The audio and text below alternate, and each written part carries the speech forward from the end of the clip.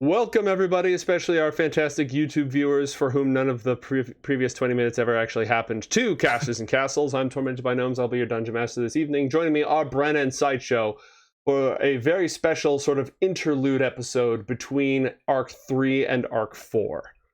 I'll just go ahead and get right into it. Wonderful. It is a very special interlude episode. What is the name of this episode, Joe? The Trial of Allan O'Dale. Okay, great. Yeah. Great. Sounds lovely. Sounds like something real pleasant for me. Oh yeah. This is all about making sure that Josh just feels safe and has a wonderful role-playing experience and comes away with fuzzy bubbles. Nice. In the Garden of the Gods, high above the mortal realm, a single golden tree grows from a mirror-smooth lake. Its master, the sovereign of the skies, looks down upon it and all the lands of mortals from above, jealous and paranoid. And far above his throne, hanging from the very firmament of creation itself, his defiant daughter, the Titan Raelta, queen of the stars, watches over all creation. A single figure sneaks into the garden. A scheming mortal from a distant land crosses the lake, beguiles its guardians, and snatches a golden prize. But then, in his very moment of triumph, he crosses the barrier between worlds as the hand of a titan reaches down and plucks him from the garden, drawn to the domain of the stars themselves. And here he shall face judgment. Unlucky, I guess, Alan. Judgment is a very strong word. It is. I feel like, judge not lest ye be judged. Who said that? I think that was Vindo, actually. Exactly. Oh, yeah. Instead of judgment, would you prefer divine retribution? No, that's even stronger, actually. Oh, Lord. All right, so the last thing you remember are your mouth tasted like just sunshine and happiness and pure caffeine from the pixie dust you ate. You were holding a branch from the golden tree, a golden bough, and two birds guarding the tree just exploded all over your finery and your magical disguise. Yes, it did. I think I was intending to shove the golden bough into the bag of holding as well. Would you like to do that before you're snatched up by... Yes, that was my intention. Okay. The golden bough is now in the bag of holding. I would like to go on record here as saying that I did not railroad you. The party all wanted you here, and they told the NPCs to snatch you up. So, you have them to thank. Yeah, I'll thank them as soon as they're back next week. Okay. So I'll thank them by casting, suggestion spells on them just repeatedly for the rest of the arc. I'll just make them do my bidding for the rest of the arc. I suggest you clean my toes. Yeah. So everything melts away and you have a sensation, your stomach drops out, but it's not as if you're falling from a great height. It's as if the world just fell away and you started rising upwards. There's a brief moment of confusion, and then you find yourself back in the mortal world, standing in a great feasting hall of a familiar place. It's a place that you remember from your childhood when you ran around with the servants and the children of the servants under the tables while all the adults were talking and arguing and feasting and getting themselves drunk. It's a place you know all the nooks and crannies. You knew how to stay out of sight when you weren't wanted. This is the great hall of Stridinmarl, which is the seat of power for the Trollop family in the Northern Kingdoms. Those bastard trollops never gave me what I was owed. Is there anything that you can tell me or describe about this place?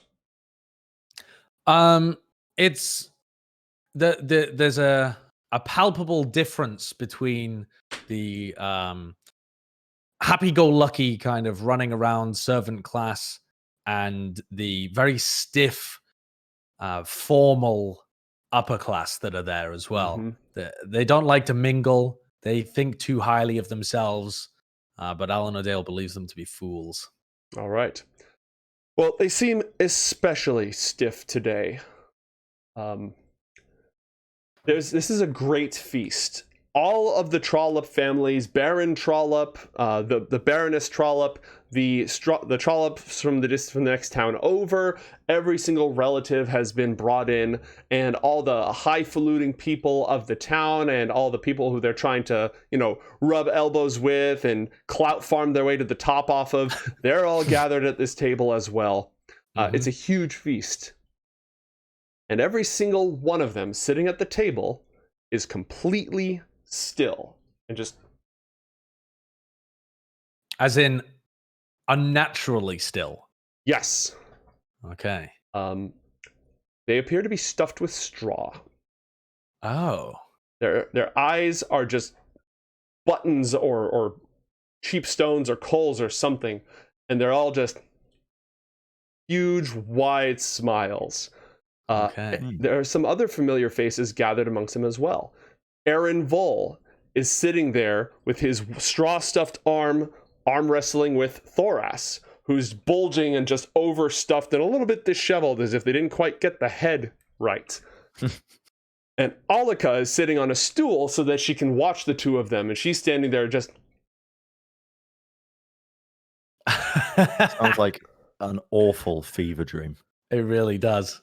Over at the next table, Johnny the Wise, with his great beard and all of his gray robes, is having a very, very silent argument with the Archmage Ioth, the great Alfar, whose his pointed ears have been rather poorly crafted from wax, and whose fancy clothes and all of that are clearly just a tacky costume that's been put together.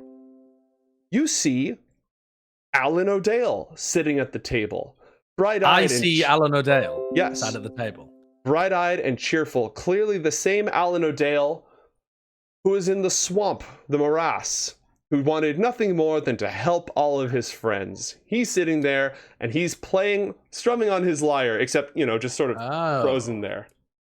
Okay. You see like a freakish, happy version of myself. Mm-hmm. Next to him, sitting and just staring, is Allan O'Dale. A little bit slack-jawed, not as nicely drawn, not as nicely put together. And as you stare at him, it's almost as if you can hear the words, "door magic," falling from his lips. Some of the Trollops are gathered at the high table, including a guest from sort of more the lands of Vercinget, a huge rotund dwarf with straw just poking out. He's clearly been made mostly of burlap. Bob Traloop of the dwarven branch of the Trollop family is also there. And scurrying around between them is a young servant, Jay, you recall his name from your childhood. And he's sort of sitting there, ignored, quietly stuffed with straw. You see the angry Mildred Trollop, who you encountered when you met Melchizedek and Blomp in your previous adventures. Yep. Other assorted members of the family, all sorts who you recall from different parts of your life, and an old sailor with an eye patch and straw just poking out from underneath it. It's Gilbert before he underwent any of his transformations. Can't escape him. He's always there, bloody Gilbert. Okay. But not everyone here is stuffed with straw. And as you watch the scene, you notice that all these straw puppets are moving. Just, they sort of... Oh. And they're talking somehow in these bright, cheerful, happy voices. All sorts of different conversations, meaningless dribble going on as they just back and forth. But there are a few here that are not puppets. There is a knight clad in the armor of Vercinget, sitting in a chair in a place of honor, his eyes dead and cold, his head lolling towards the ceiling, his throat slit, and old crusted blood running down it. You remember killing him.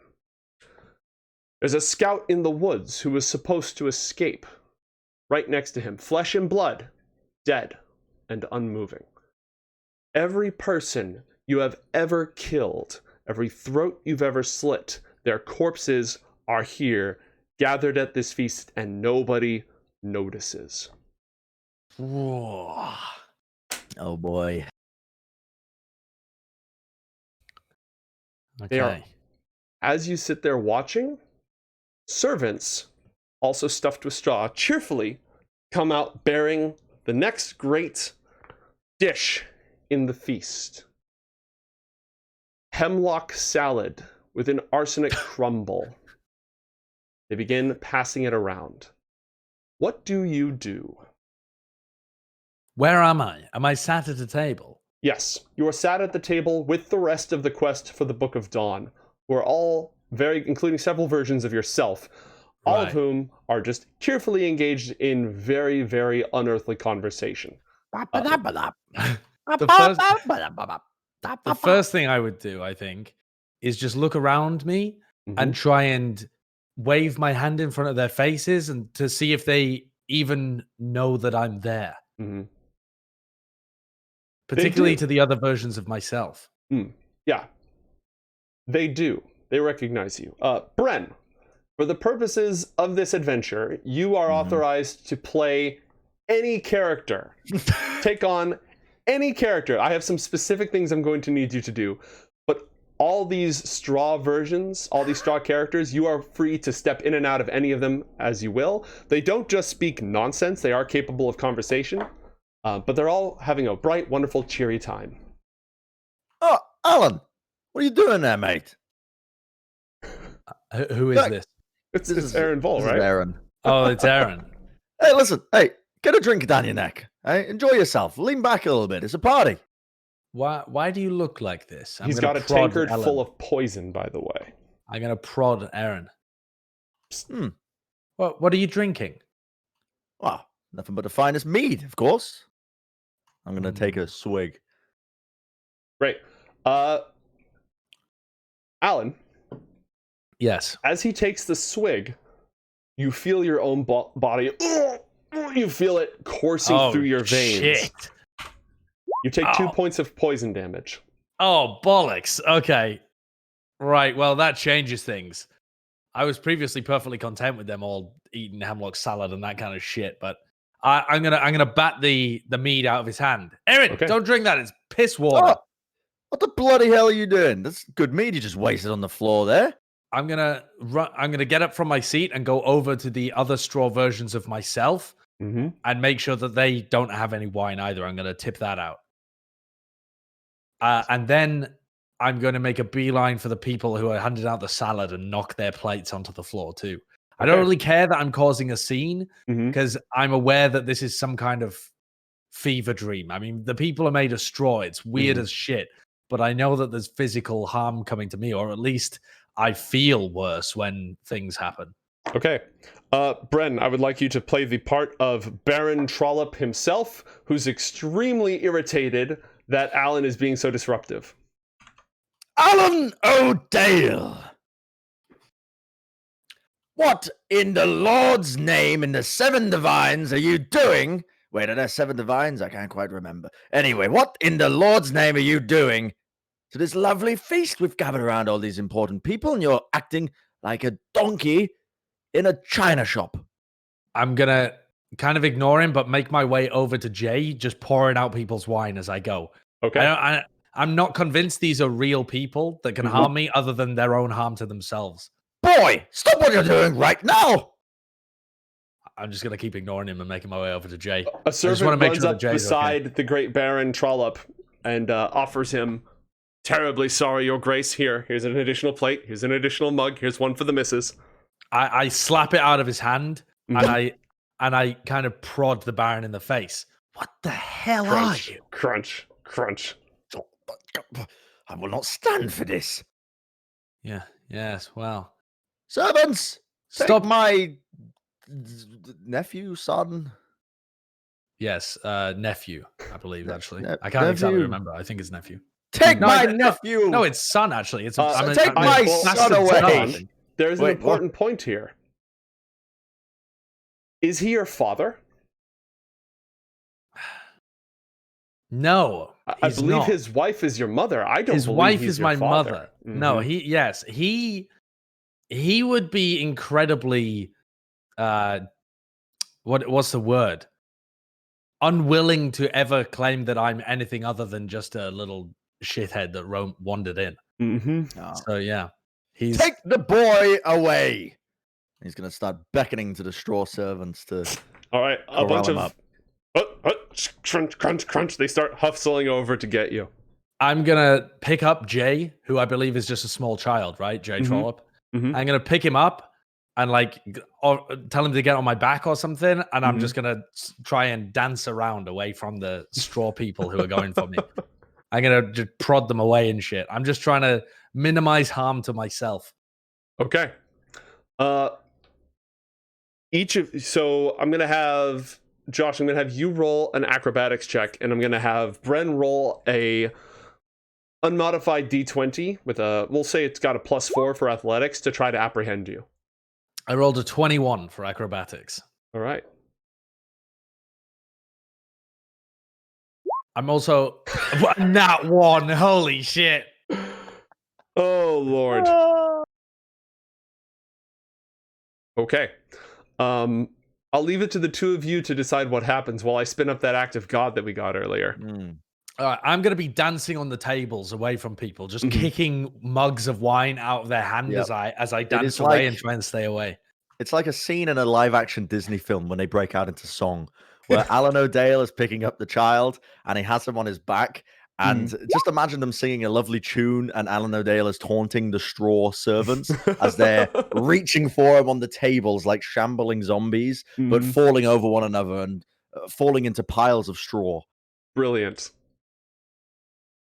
So the problem is, first off, you have extricated Jay Trollop, and you've got him out from the reach of these folk. The problem is this chaos and hubbub that's surrounding you is only surrounding you.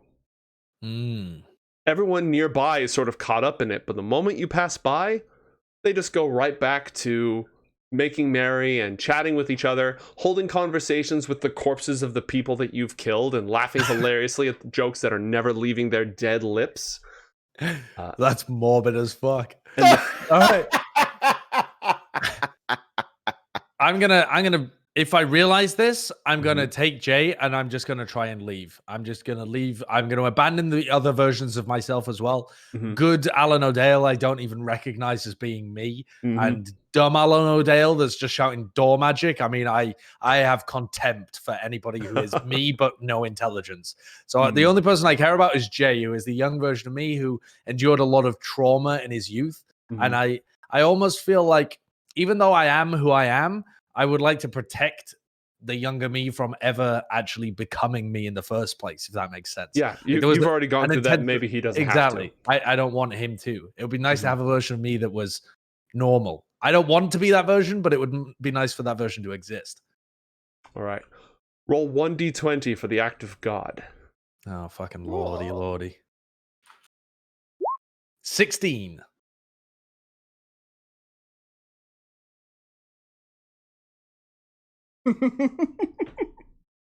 Oh no.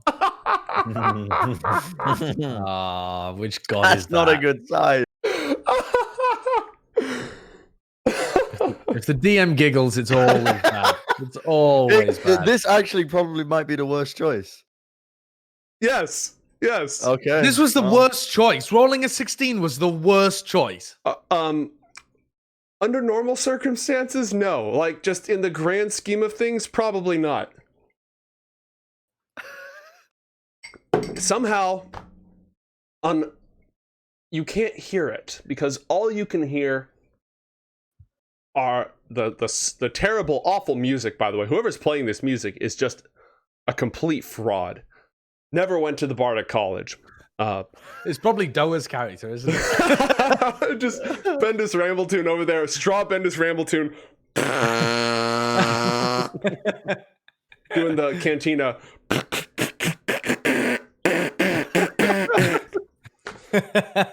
So all you can hear is coming out people at the end of the didgeridoo. clinging there. And by the way, as you're trying to push through and find a way out, the feast continues. Just the food just keeps coming. You take 4 more points of poison damage. Oh, shit. But there's another sound, and you can't hear it because all you can hear is this scene before you. This other sound feels different. It feels real, and you feel it in your chest and your bones. The distant rumble of angry thunder. Oh, come on, bro. When I hear this, I'm gonna check to make sure I still have the bag of holding on me, despite the fact that I'm in some weird dream world. Like, my thought process here is that stealing this thing might have triggered some supernatural trap that maybe sent me to dream along with the eagle and the owl or something. Like, I'm concerned that I'm trapped in some other dimension. I'm not even really thinking about the fact that I'm in the Court of Stars right now. That's not even a possibility that's gone through my mind. That makes no sense. Why would that happen? Yeah, so I'm thinking I'm now worried when I hear the thunder that Vinder knows I've stolen some shit and he's after me. So I'm going to check to make sure that I have the bag of holding, and I'm going to look to make sure that the bow is inside. The light of the bow shines up reassuringly real. And you also see the snake. Okay. Cramming itself into the deepest recesses of the bag, like burrowing into the gold and just as far away as possible. Oh, shit. It's never been scared before, this snake. As I see it burrow its way in, I wasn't even thinking of checking on the snake, but as I see it scared, I'm going to try and fish inside with my arm to grab it and drag it up, because if it's running away, it clearly knows that I'm in danger as well, and I need to know why I'm in danger. Okay. So I'm going to try and grab the snake. All right, roll a we'll call that more about dexterity than anything else. We'll call it acrobatics. Bren, roll a d20, unmodified. I'll tell you the result for the snake. Or a sleight of hand. I mean, it's the same. I would allow sleight of hand. Oh, I nat wand it! Bren, what sounds good for a nat 1 on trying to fish the snake out of the bag? Oh. Who has the dagger of Dotain? Dotan's dagger? Either it's in the bag or Eren Vol had it. I don't know. I can't remember it being in the bag, but maybe it was. Let me see if it's on Mitch. If it's on Mitch's inventory, then I'm going to say it's not in the bag. I was going to say, is it too harsh to say that you fumble for the dagger and accidentally almost slice open the bag from the inside? As long as the word, open the bag? As long as the word almost is in there. I thought you were going to say I cut myself, not rip open the bag of holding, rendering it useless, spilling out a deity snake and a golden bow into the Court of Stars. I mean, that's intense, mate. Yeah, that is probably too harsh. All right, well, you definitely don't cut the whole thing open. And I can't find the dagger on his inventory unless it's just written down as short sword. So I'm not sure where we are with that. But it's probably in the bag. It's probably in the bag. Yeah. So you the dagger's a relic. Is it? Yeah, it is. You went on this whole quest like it was the thing that you were supposed to get. Yeah. Yes. Okay.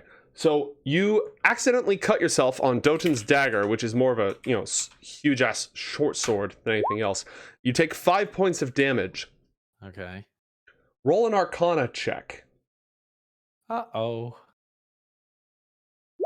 12. Not very good. If the dagger is one of the 4 relics you need to pierce Cryus's defenses, then it obviously has some sort of mystical properties of some kind.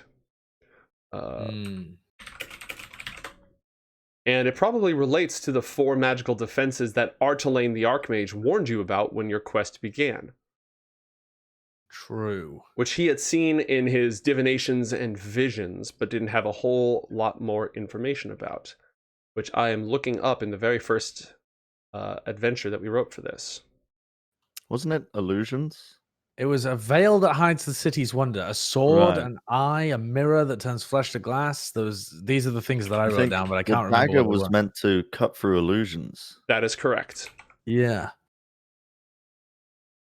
So what I'm saying is pierce yourself with the dagger. Well, I just did accidentally stab myself with the dagger, right? Yep. Well, it didn't break any illusions. Okay. And my Arcana check of 12 just let me know that the dagger probably has some magical properties. And it's tied to those. I'll paste it in chat, though you were able to find it. It's tied to defeating one of these 4 defenses.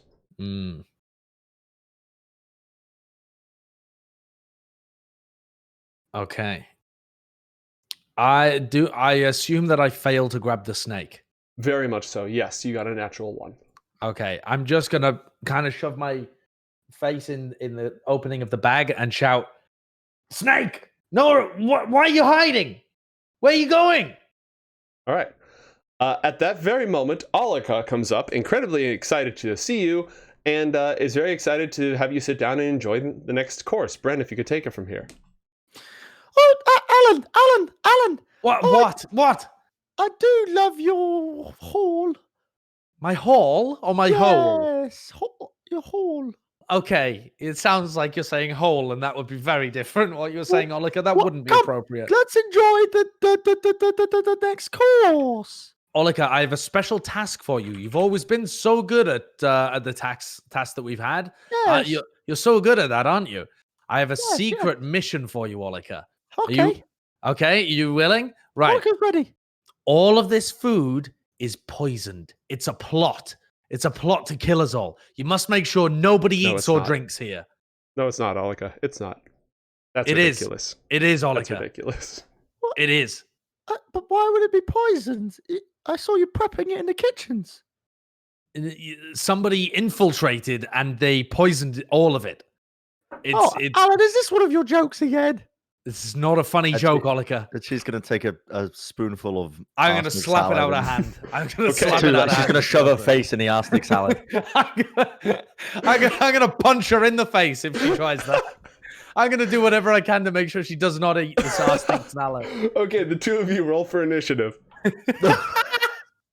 What is Olika's initiative? I've actually got it in here somewhere. I got an 18 initiative. Oh, Lord. Olika's initiative is +3.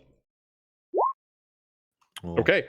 Roll a sleight of hand check to slap the food out of Olika's hands. A 27. Jesus! All right, how do I beat that? You roll a dexterity save and you have a +4, so you need a natty. Good luck. Oh, not bad actually. You rolled 18. All right, hold on. Let's see if there's anything in here that. Yeah, chat definitely gave you disadvantage at least once. Oh my god. So you want me to roll disadvantage? Yeah, just roll again and take the worst of the 2. Fucking hell. No, I rolled a 10 that time. Come on, chat.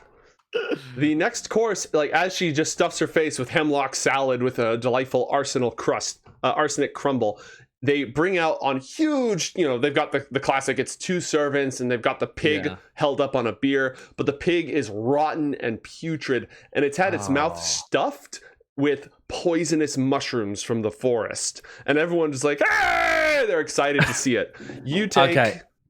Sorry, go ahead. Well, I as I see that, and if I take damage from Olika, I'm going to run towards the pig, trying to knock Olika away as I do it, because she's doubtless just going to gorge on more salad, the fat fuck. So I'm going to try and knock her over and head for the pig.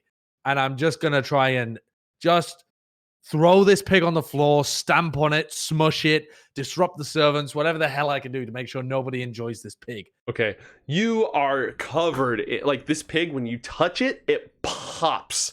It's so bloated and rotten. It smells awful. The stink washes over you. Roll a Constitution saving throw. 5. Oh. Okay, great. Well, you are poisoned, meaning you have until the poison condition wears off, you have disadvantage on attacks and skill checks. And you take an additional 11 points of poison damage. I'm unconscious. You're unconscious? Yep, I'm unconscious. I was on 11 health there, and I took 11 points of poison damage. I wasn't on full health when I came into this realm, right? I was keeping all the same stuff that I had previously. No, actually. You would have been restored to full health. Well, I have no idea what that was. I think I'd taken like 25 points of damage, so click maybe the long rest before button. I came in. Just click the long rest button. Okay. And all right. Your total retroactively add the damage. Your cumulative damage is 4 plus 5 is 9 plus an additional 6. Yeah, plus 17. So 28 points of damage. Oh my lord. Yeah, I was on 28 health when I started. Oh, there we are. There we go. Okay, so I'm now on 19 health. Wait, that can't be right. Is that right? No. No, you leveled up, right? Yeah, I'm on 29 health. All right, there we go. Yes. Okay, so I'm poisoned from the pig. Wonderful. I'm going to try and scrub pig juices off me. Great. As you do that, the door opens and they bring out another pig. Oh my god. Fucking hell. I'm gonna... You still have Jay Trollop just clinging to your back, not saying a word, covered in pig juice. Okay. God damn. What do we do here? I'm going to... At this point, things are getting mental. Like, absolutely mental. So instead of just following the same pathway that I was on previously, which was try and ensure that as little damage happens to me as possible, I'm going to try and break out of this. So I'm going to cast... I'm going to try and cast Dispel Magic on myself. Mm-hmm. Any spell of 3rd or lower on the target ends for every level 4 or higher. Make an ability check using spellcasting modifier. And I'm going to try and see whether that does anything to my current situation. Okay. Allan!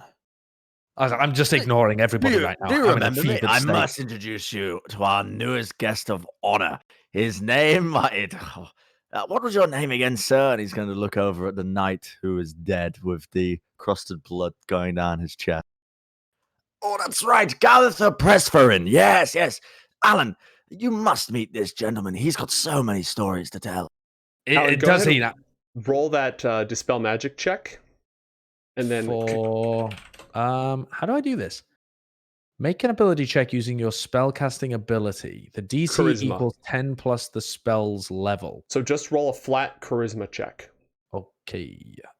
Charisma. 16. 16. Nothing happens. Oh, bollocks. Okay. So as I cast that, I'm distractedly gonna look up and realize that nothing's happened. What are you talking about? He's dead, you fool. Dead? I mean, he looks very much alive to me. Look at him. You look like you're full of straw. Look, you got these little buttons for eyes. I'm gonna pluck one of his eyes. No! My button eye! I've got a button eye in my hand and I'm going to throw it away. Okay. At this point, I have pure contempt for the people that believe that this is real. How can they all be so blind? Over at the next table, as the eyeball, it flies through the air and it plops down directly in Gilbert's drink. And he goes into a flashback. Oh, God. All right. I'm assuming I don't witness that. I'm gonna... Has the thunder increased, or is it still just in the background? As you cast Dispel Magic, the only thing that changes is that for a brief moment, you hear that thunder sort of breaking through the cracks of this bizarre scene. Like for a moment, you don't just feel it in your bones, these occasional peals, but you actually hear it as if it's happening outside. No one else reacts. Okay. I'm going to look around slightly, looking for any kind of reaction to the thunder. I realize that I must be trapped in some sick dream state. Oh my god, I had feigned death previously, and I've just gotten rid of it. It was something that I was thinking of trying there. I am going to again root through my bag, and I'm gonna try and find the snake again. Allan, my boy. What? You remember me? It's been a while since I've seen you. Who are you? Well, Who? the Houndmaster, of course, of the grounds. Yes, Listen, right, listen. lovely. I must introduce you to this young scout who's come all the way from Vercinget. Please. Phenomenal legs on the lad to be able to run all the way up here. He's come a long way. He wants to speak to you. I'm gonna go along with this. I continue rooting through the bag, trying to find this bastard snake that's squirreled away to another planar dimension. Roll an investigation check while you walk over. And I'm gonna walk over. I nat won the investigation again. This snake is just hiding from me. Coins just spill out of the bag as you race through in your haste. And I'm gonna wander over to this person. Please, introductions. Yes, of course. This young scout. What was your name again? And he's just dead, presumably. Yes. Well, Allan. Anyway, he has a question for you. What question could this dead scout possibly have for me, Houndmaster? Well, the only question that matters, of course. Which is, would you care to translate? I think that I can't quite hear him at the moment. I may have selective deafness from the dead people. Who did it? Who did what? Well, who killed him? How am I supposed to know who killed him? I've never met this man before in my life. Well, he wishes you to figure this one out, Allan. It seems like you are the best one for this case, if you will. You want me to become a private investigator for this man's death? You Not necessarily a private investigator, but I mean, I think you've been brought back to the Trollope household for a reason, haven't you? Oh, Christ. Oh, no. Oh, God. Meanwhile, somebody behind you slices a nice, juicy haunch of putrescent pig laced with poisonous deathcap mushrooms. I pick up a nearby mug and I throw it at the pig. And roll I'm just ranged attack roll. How do I do that, actually? This is an improvised weapon, so this would be a flat dexterity check. Because you're not proficient with throwing a mug. Oh my god! 17. It's an incredible shot. Everyone in all the straw people, they're so impressed. They all raise a glass to you and drink it down. Oh my god, come on! You take 3 points of poison damage. Okay. All right. Have I successfully disrupted the pig eating, though? Yes, you did. All right. Okay. I'm just going to grumble to myself for a second. I'm stuck in a madhouse. An absolute madhouse. Say, fellow, Beastmaster, you can, yes. You can hear this fellow, this dead fellow. You said loud he was and dead. Clear. Oh my god! What? Tell me everything he says. Tell me everything he says. There's only one thing he wants to know, Allan. But surely he must have some information: how he died, the place he was. Well, the only thing he knows is that he has been killed. And you are the only one who knows who did it. I'm going to go over to the dead people. Mm-hmm. You said they were all sat next to each other, roughly speaking, right? Mm-hmm. I'm going to go over and I'm going to examine them. I'm going to try and shake them, see whether there's any signs of life possible. Even maybe push one out of his seat and see if he just stays on the floor. I'm basically just trying to mess with them. They don't react or respond in any way whatsoever. Some of them are like frozen with rigor, but gravity still works on them. Oh, Allan. Oh, I do thank you for inviting us into your home. It's very lovely here. I killed them, all right? I killed them. Is that what you wanted to hear, you little straw man? Brent, are you Lysha right now? Yeah, that was Lysha. Yeah, sure. I shouted at Lysha's face. That makes perfect sense, actually, because Lysha was the person I was trying to keep it from. You weird little puppet, straw, weird woman. You killed your fair share of people as well, Lysha. Don't look at me like that with your sick, dead eyes. I'm going to pluck off one of her eyes as well and throw it away. Gilbert's mug. Ah! I did what I had to do. I kept us safe. I kept myself safe. I'm a survivor. You know that. Allan, that's all you had to say. Shut the fuck up. And one by one, just as the next... Lysha casts a death beam on Allan. No, she doesn't. She doesn't. Oh, I would have allowed that. One by one, the straw people fall apart. The seams just unzip themselves, and they just gush out straw as they fall over. Jay Trollope, who I've been holding this whole time, does he fall to pieces as well? Yes. I'm extremely distressed about this. The only thing that I enjoyed about, or the only thing that I was holding on to in this entire place was the sliver of a hope that there might be some way of retaining that pure, innocent being when I was young.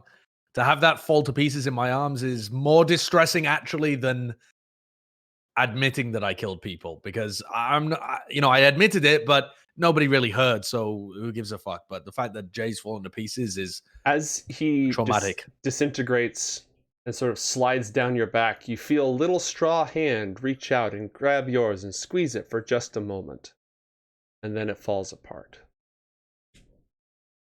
That's traumatizing. My heart steals over. I'm determined to annihilate whoever gave me this vision. Well, the building shakes with thunder, and Trollope Hall, or Striddenmarl Hall, starts to collapse. Just stones falling. One of them lands directly on the nightshade berry custard tart that had just been brought out for dessert. Just and as it explodes all over the servants' faces, they just straw crumble away into nothingness. I'm going to get out. I mean, I know that this isn't real in that sense, but things have hurt me in here before, so I'm going to try and run out as fast as I can. Okay. As you run out of the building, you are no longer the first step. Like, you manage to find a door and you just part it and you walk through, and you are standing on shimmering waves of light. Sort of a green, teal, a very bright blue, and a violet shade just flowing under your feet. The air is harsher and more pure and clean than even that of the Sky Kingdom, or the heights of Hrydur, or the Garden of the Gods. The light emanates from below and from above and all around you, as you see blazing stars so close you can make them out to be warriors, clad in shining armor, wielding spears and swords, all of them turned out looking against the darkness at the very edge of creation. When you see it, it's as if, like I said in our last episode, as if you smooshed your eye and you got those weird blind spots, you know, that sort of, it's not dark, it's just like a spot you don't see.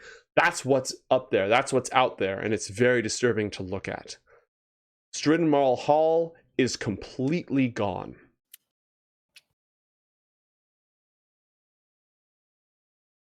What if I look down at my surroundings, my immediate surroundings? It's just a featureless sea of light. Somewhere far below that,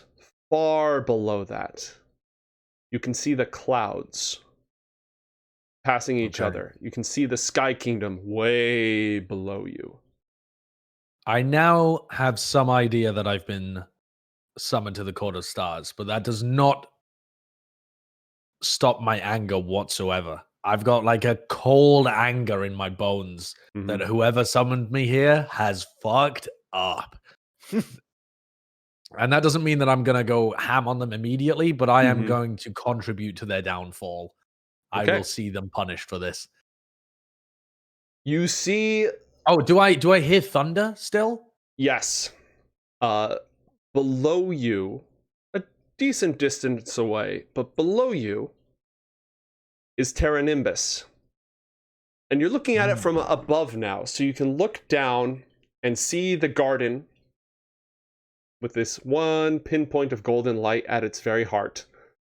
And much closer than that is the great throne room, the great temple, like the top of Mount Olympus, where Vindur holds court. And it is wreathed in dark storm clouds and crackling with thunder. You're not exactly sure how the distances are working here, but you'd say probably a few miles away. Okay. Standing before you is a being with metallic silver skin, a stern expression, and wings. And behind it, off to the distance, slack-jawed, staring at you, is the rest of your party.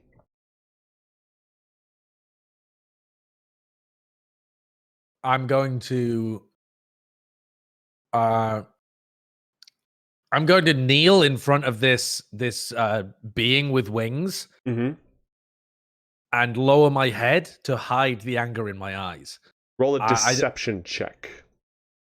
I'm going to feign that I'm cowed. 15. I rolled a 2. I have plus 13 deception. Oof. At least it wasn't a 1.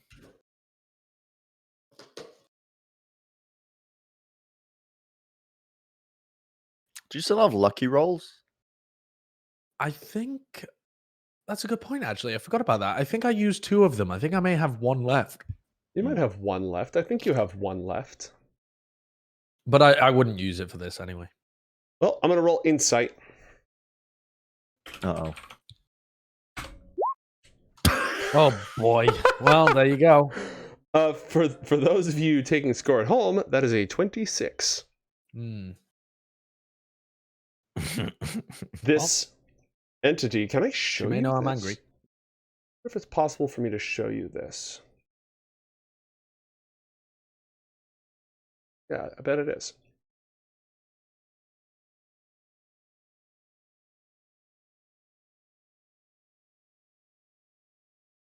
When it decides to load.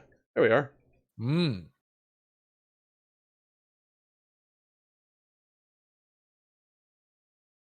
Oh, it's an angel. Dude, swole. Look at Yeah. it. I don't know what his routine is, but he's killing it right now. The food's actually pretty good in the Court of Stars, so going on a cut is more challenging than one would think. All right. This being looks at you, regarding you as you feign submission, but parts of you are still trembling with absolute anger. And you're looking down at the swirling colors and you don't hear any sort of response or any sort of movement aside from the roar of distant thunder. I'm gonna, if I don't hear anything, I'm gonna let the moment kind of last for a little while. And if I don't hear anything, I'm gonna, still with my head down, say, I found another relic, friends, for our quest. I return with a bough from the, what's it called? The golden bough? Yeah, it's a golden bough. It's a bough from a golden tree. I return with a bough from the golden tree. Do you look back up or are you still just looking down? Head still down. I'm still too angry.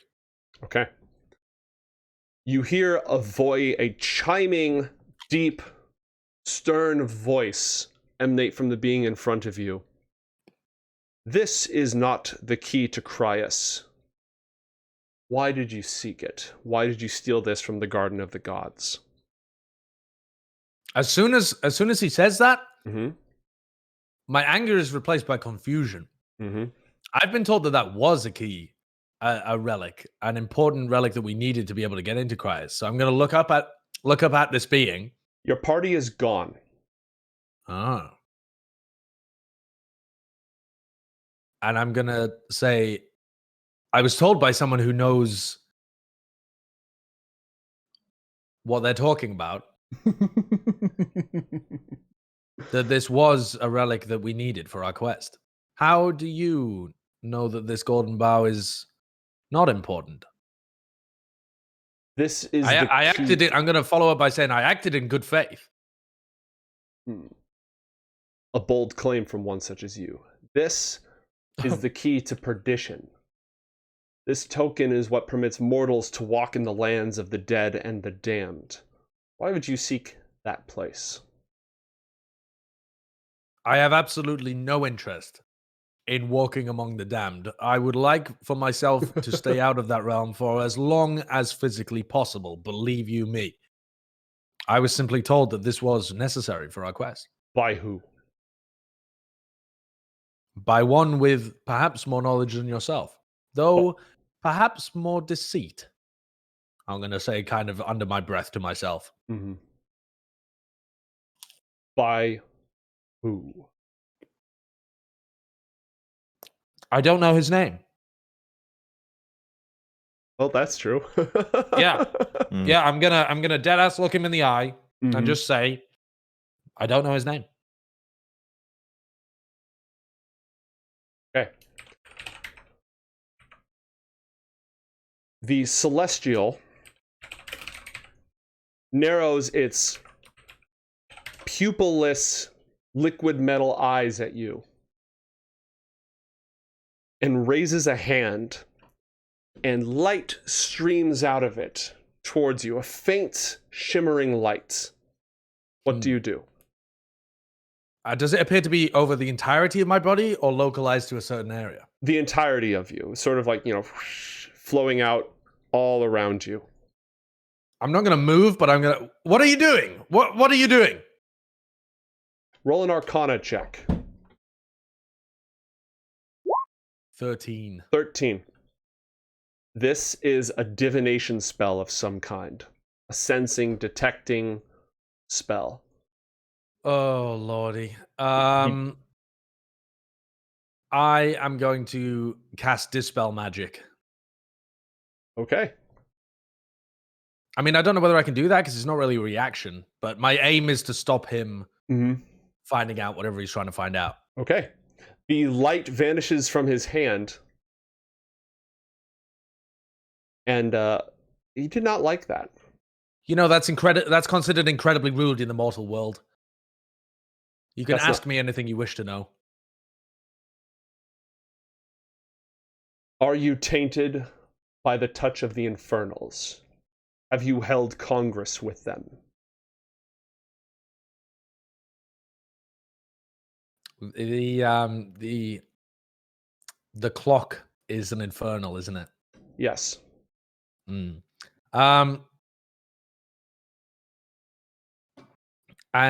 Sin. Was Sin no, Sin is not an infernal. Yes, he's an elemental deity, a sovereign. I believe you're aware of two infernals at the moment, Uzul and Anachronus, the Eschaton clock. Go ahead. Yeah. And we've never talked with Uzul before, have we? You haven't. No, but the others have. I can't... Yeah, no, it was. I'm mixing it up for the other campaign where we saw the horseshoe thing that was sending people. No, it was Bender's Ramble Tunes tuning fork. I'm gonna say to him, for this quest, we have been required to seek out the aid of celestials, titans, elementals, some gods of all descriptions. My religious knowledge does not extend long enough to be able to tell you everything you wish to know. I'm attempting to just avoid the question. Deflection. Yeah, a bit of deflection. Yes. The only member of your party who has not vanished for some strange reason is Thoras, who is standing off sort of on this platform of light where the rest of them were. He's still there. Thoras, you saw through sort of shadows and Veils of Light, a very confused version of what just happened in Allan's trial. The only thing you really saw clearly is at the end when he said, "I killed them, all right." Hmm. And then emerged. You've seen everything that has transpired since. Your party, with the rest of them, sort of looked shocked for a moment, and then they vanished. You saw them following Dietrich, the troubadour of stars, away, going elsewhere. You were not summoned with them. You are still bearing witness to all of this. You also are aware of the fortress of Terra Nimbus, far below you, but rising. I'm gonna shout out to Thoras. Thoras, you know this angel? Vouch for me. We've helped each other. Thoras does not know the angel, but Thoras is also confused as to what is going on. As am I. Help me if you can. Allan, I have not known you much time, but you seem okay. A rousing vouch. Thank you, Thoras.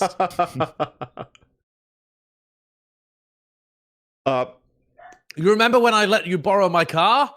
You remember when I gave all of that money to orphan children?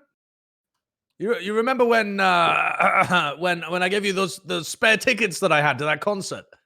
Thoras does not remember much. Thoras can only remember falling through the sky and looking very cool. He did kill a giant, the angel says. I'm gonna. Am I Wait. gonna do this? Didn't you try and suggest Thoras using spells and magic? No, I would never dare try and suggest somebody with such a rousingly solid intellect and mental such as yourself. Thoras thinks you lie. I don't think I ever have, actually, have I? I don't believe I have, anyway. I don't recall. Chat, does anyone recall when... does anyone recall Thoras succeeding on a saving throw against Allan O'Dale's enchantment magic? I failed. Yeah, he made his save.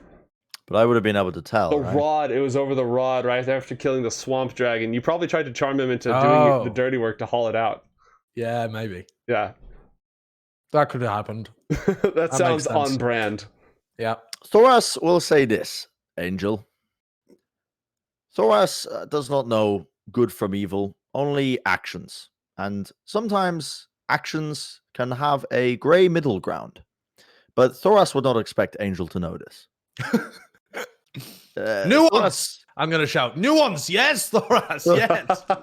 Thoras has learned much in his time of killing beasts and hitting things and training. And often Thoras is left with only his own mind. And Thoras has come to the conclusion that there is no good or evil strictly in world. Maybe in Angel's case there is only good, but with mortals it is more complicated. I will explain to you mortals what is good and what is evil. Evil is conspiring with those who wish to see the boundaries of these four kingdoms broken down, to see all life, all mortals, all entities crushed beneath their heel and remade in their own image. Evil is a force that gnaws at the very bones of this world, that came from the hungry dark, that cannot be reasoned with, and that cannot be stopped. It can only be held at bay. My concern is not what blood you may have spilt along the way. I am not a herald of compassion. My concern is the threat that you pose to reality itself, to the four kingdoms, and to those who dwell within it. Your paltry ambitions of mortal power are unworthy of my attention. What is worthy of my attention is the power that you seek on your quest, and the ways that it can shape the world. And so I ask, have you been influenced by infernal forces? I think influenced is the wrong word. What is the right word? Perhaps coerced, blackmailed, these kind of things. We occasionally we have had what I believe to be infernals attempt to affect our path. Any defense against them would be appreciated. We have, or at least I have, no wish to see reality itself torn asunder. As you say, it would only work against my own small mortal body. Then tell me everything you believe may have occurred. You ever heard of the ass snake? I don't know.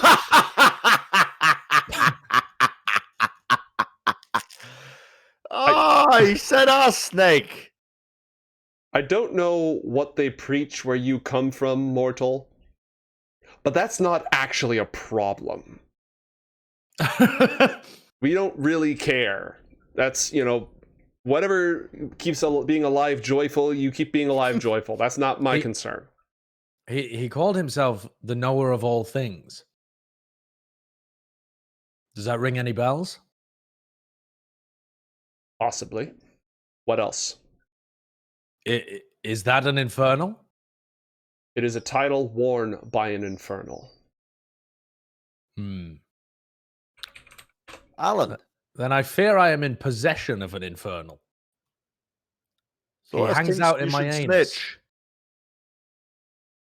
Thoras, the use of the word snitch is not appreciated. Thoras thinks you should snitch. One does not snitch on a supernatural level with the deities, Thoras. Allan 6'9", snitch.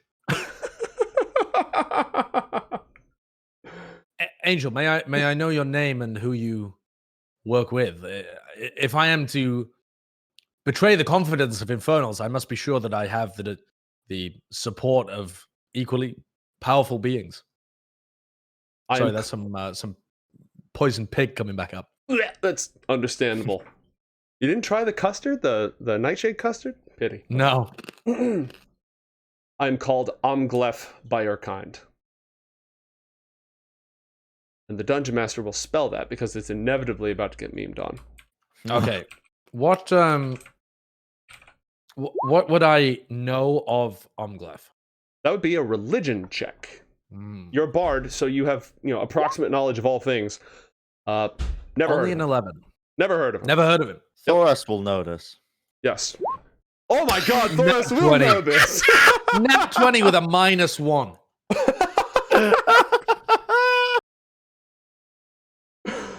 Oh yeah, what? You mean you haven't heard of Omglef? What use are your fancy bard colleges? The Goliath lore is strong. You know Omglef? I've never heard of him, Thoras. Thoras knows Omglef. Very famous in Goliath songs. Omglef, who do you align yourself with? My queen is Raelta, the Kindler. And Thoras, with your incredible knowledge of, celestials and the very cosmic foundations of the universe, Omglef is a Deva, which is sort of a warrior messenger celestial, often tasked with where most of the celestials spend all their time defending Anakra against the beings of the hungry dark. Devas tend to be more concerned with what's going on inside the four kingdoms. They may be messengers, they may be sort of guardian angels and watchers.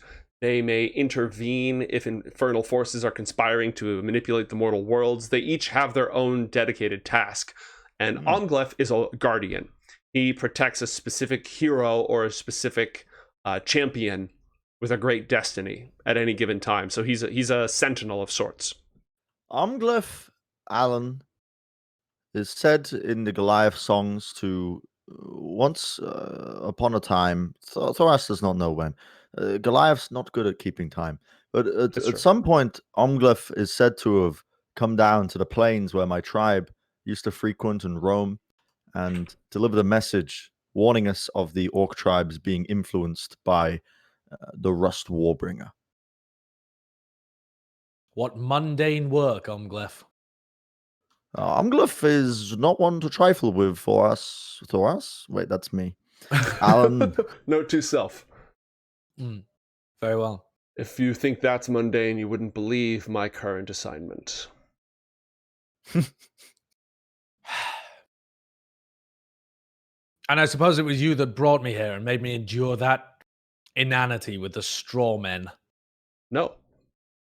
No? No. Your companions missed you. They felt that they could not complete the quest without you. They feared for your safety. They asked that you be brought to the Court of Stars to be reunited with them. They caused this? Everything that you passed through was wrought from your own mind and your own deeds. They had no knowledge of it. Thoras did worry for you, Allan. You are very weak, like little babe. We did not know where you were. Umglef, what do you know of a metal infernal? The Yes. Eschaton clock. Yes. The one who calculates the end of all things. Believes himself inexorable. Believes himself capable of predicting fate. He has taken an uncanny interest in our quest. You mentioned you were in possession of one. I think I was mistaken with that. Well, let's focus on the Eschaton clock. No, let's focus on what you said before. No, okay. Thoras is just whispering, Allan 6'9". Snatch. Snatch. I have in my possession what I believe to be the knower of all things. The Infernals cannot leave the underworld. They are bound there. Then some physical representation of his mind. I know not how you deities are able to maneuver around your realms. That's fair. What is his real name? He calls himself Wise One, Knowledge of all things, Secret Keeper, Hidden Sage, Eternal Serpent, and Fang of Knowledge. I'm going to perk up at Eternal Serpent. Ah. Yes. I would not speak his name in your realm, but we do not fear his kind here. He is called Zethius. Zethius. Yep, I'll even spell it for you. And what is his purpose?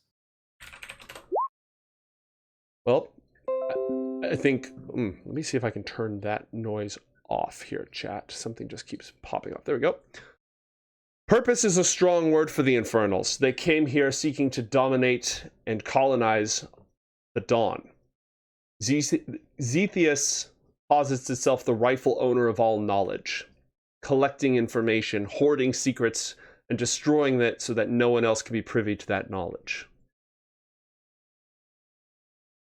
A dangerous person to double cross. Yes.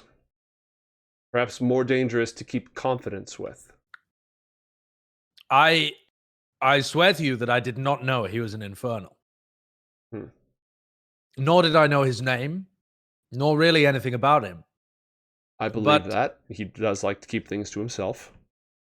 He appeared to us as a serpent, as the others should have been able to tell you about as well. I'm amazed, actually. I'm going to try and deflect a bit here. I'm amazed, actually, that they didn't tell you anything about the bloody infernal that we had with us the entire time. They haven't mentioned anything about a snake, have they? I bet they've never mentioned about a snake that knew everything, that was telling us where to go and what to do, like we'd been doing a little infernal's bidding the old time. And they just got into the Court of Stars perfectly fine, didn't they? You just had to single me out with me and my ass snake. I can sense prejudice. I can sense it, you know. They all had to walk their own roads here. I don't recall them mentioning a snake. Liars by omission. The word you're looking for. Yes, omission. lying by an omission. Yes. Thank you, Umglef. I can feel Allan like sort of, okay, I've got my footing under me. Okay, all right. Yeah. The bullshit piles. Let's go. Yeah. So this Zethius, he has been helping us. Objectively, everything that he says so far has aided us, but he was also the person that told me to get the golden bow.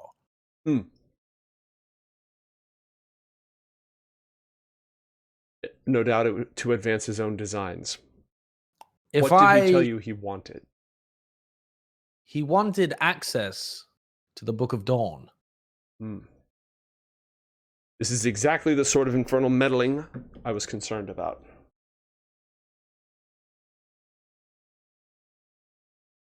If I may keep the Golden Bow and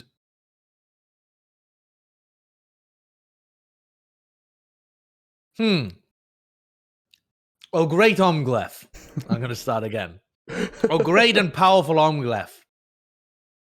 I believe that the best course for us here would be for me to retain in my possession the snake corporeal form of Zephyus, and to report to you everything that he is planning for us. And we will garner and glean his knowledge and make sure that you and your people are always in position to stop him.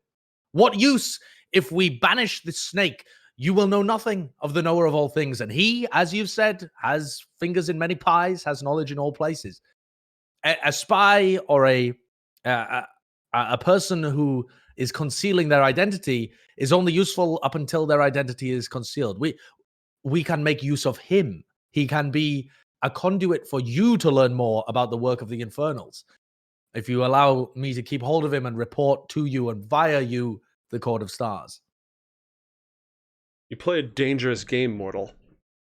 Every word that drops from this creature's tongue is poison, designed to rot away at you, but guide truth, you no? in accordance with its designs. Can he speak lies? Not if he wants to gain your trust. Not if he wants you to follow him. Then it seems like the best setup to me. Bring it back. Yep. Man, that's actually behind the curtain. That's actually a really good argument. Give me a persuasion check. I want to have some sort of an anchor with which to work here. 16. 16. Not a great roll. All right. Here's the problem. This is a really good idea. This is a really good opportunity. But are you trustworthy? Is Allan O'Dale trustworthy with this mission? And the answer to that is blatantly and obviously no. I mean, if you know him. Well, he failed his divination spell, right? Does he know that I'm untrustworthy? He bore witness to your trial as a celestial. He would have been able to see the thing. So that's lots of people have killed people, Joe. Killing people's not important. That's fair. They might have done something to deserve it. They didn't, but they might have done.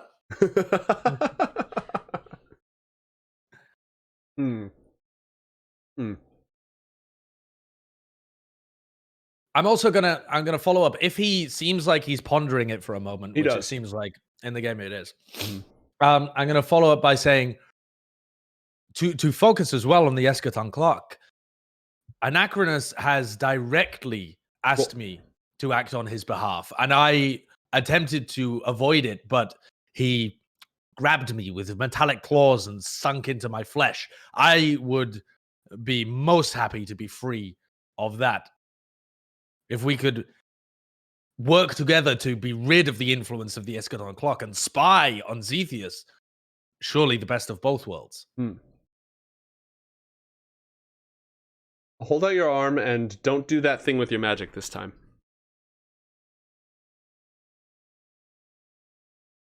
I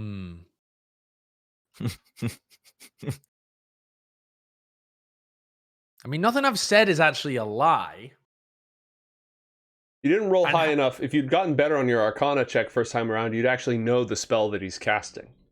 He specifically asked you to hold out your arm, the one that got metal clawed into. See, that I'm feeling better about, because if he was just casting generally, I'm worried that he would try and detect like my deep-seated ambition or my desire to fuck people over. But if he's after my arm, I will give him my arm. It's a calculated vulnerability from me. I'm just hoping that it'll make me feel more trustworthy to him.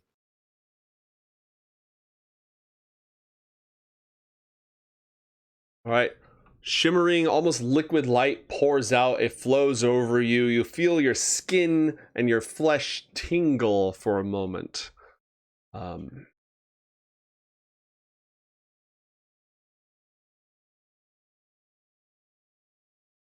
And then after a couple of seconds, he closes his hand and the light vanishes. He seems satisfied. Was it good for you?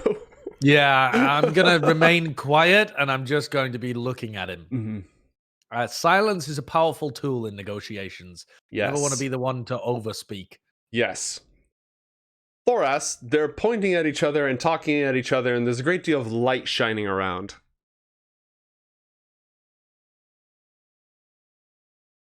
Yeah. All right. Thoras doesn't know much about, gods, deities. But Thoras, in his travels, has realized that when it comes to mortals, generally speaking, even if someone is decidedly good or decidedly evil, they've all got a little bit of evil or good in them, regardless. No one's 100% pure unless you're some weird freak like the deities here, or no one's 100% evil unless you're some sort of weird freak like the Infernals. So Thoras is his best interest is to see Allan free, because he believes that although he might not be all right up there in the head, he's probably got some good in him somewhere. Thoras is truly a warrior poet. Yeah. A philosopher king. Yeah, more so than the bard, oddly enough.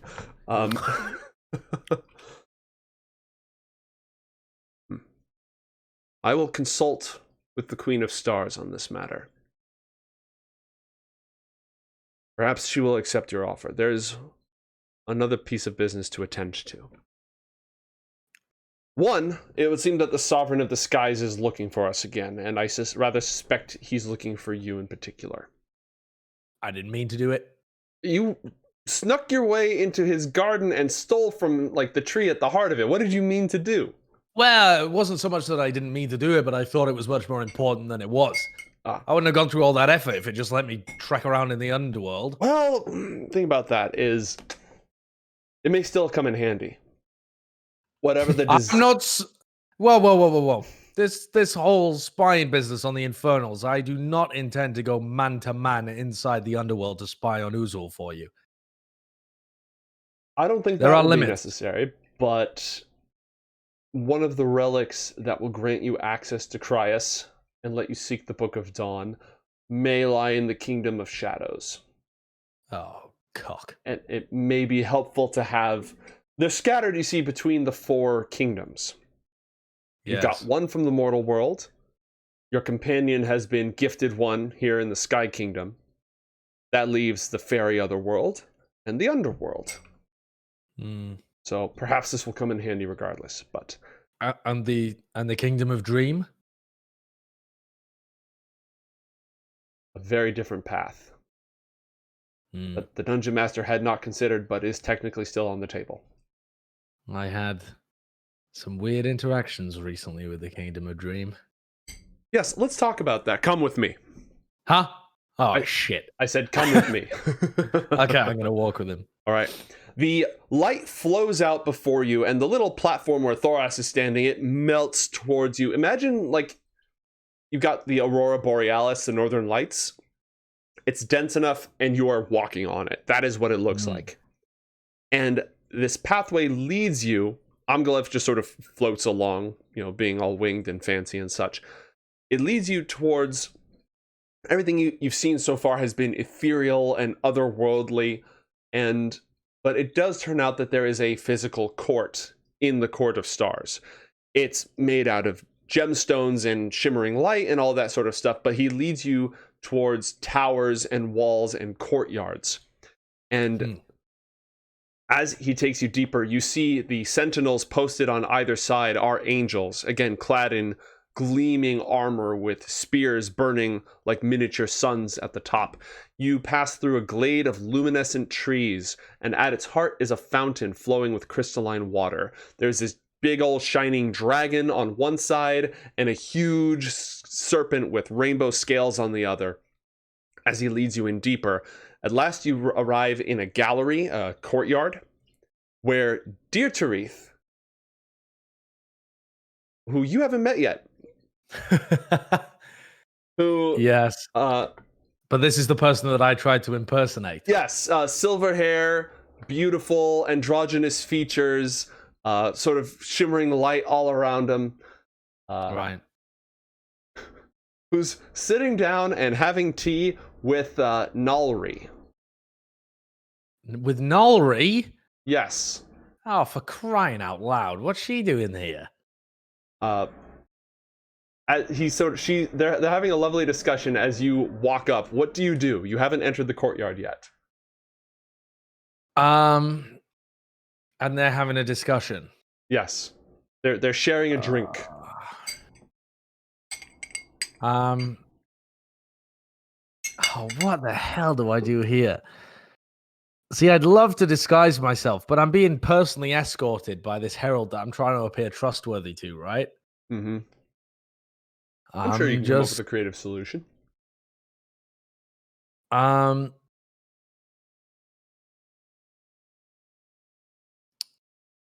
going to use my disguised self. Mm-hmm. I'm walking behind this angel, right? Mm-hmm.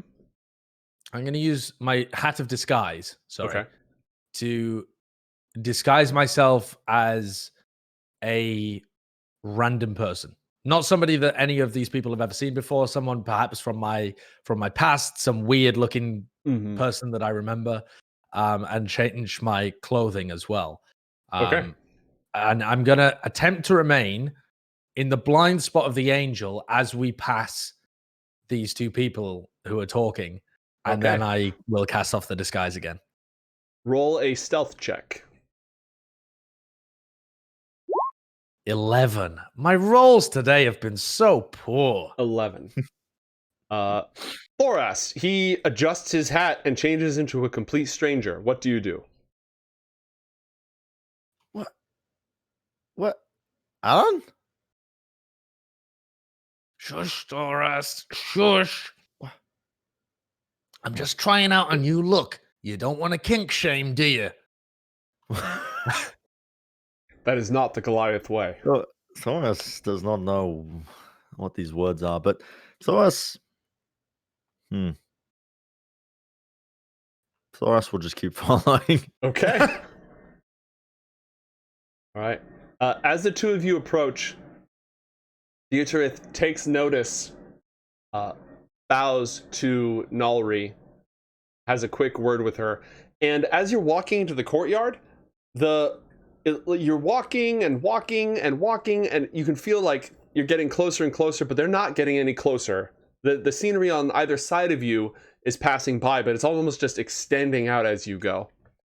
And Nalri takes her leave. She flies off on her silver wings, and then go ahead. As Nalri flies off, I would like to dismiss the disguise. Okay. And then you the strange distance distortion ends, and Dietrich pulls up a couple more chairs, cushions at this table with a nice little spread on it of delightful fruits and some pastries that look completely unearthly, and a tall crystal pitcher of wine or something clear. You're not totally sure. And welcomes the two of you. Thank you, Amglef. That will be all. Welcome. Please have a seat. I was just having the most delightful conversation with Nalri about the last time we met. Who is this? This is you saw him earlier in the last adventure. This is the Troubadour of Stars, the messenger of Raelta. Silver-haired elf. I don't know if Thoras would remember or care. Who are you? My name is Dietrich, and I'm a messenger for a very important person, Thoras. Thoras. Okay. Well... Thoras, would you like to fight the biggest dragon ever? Well... Go on, then. Have a seat. When he says the line... Is it he? She? They? They. When they say the line about the last time that they met, I'm going to smile at them as winningly as possible and flash the disguise that I used of her and say, well, I simply couldn't pass up the opportunity to resemble such a gorgeous being. they take a look and the hair is almost there. The ears need a little bit of work, and the sort of not as much majesty. You're looking for a little bit more majesty. You'll get there someday. I'm going to dismiss it and say I apologize for being a poor imitation of the real thing. Please sit down. You hear thunder off in the distance. I don't believe Vindo's too happy with me. No, he's not. He can wait. Well, I hope so. We have bigger problems. Than the Sky Sovereign? Yes. And I suppose you want us to help. Well, I mean, if you want there to be northern kingdoms for you to come back to and install a sovereign over, sovereign, small s, not large s, and any of that to survive and for your quest to have any sort of merit whatsoever, then yes, we're going to need you to get involved. Very well. What is this problem?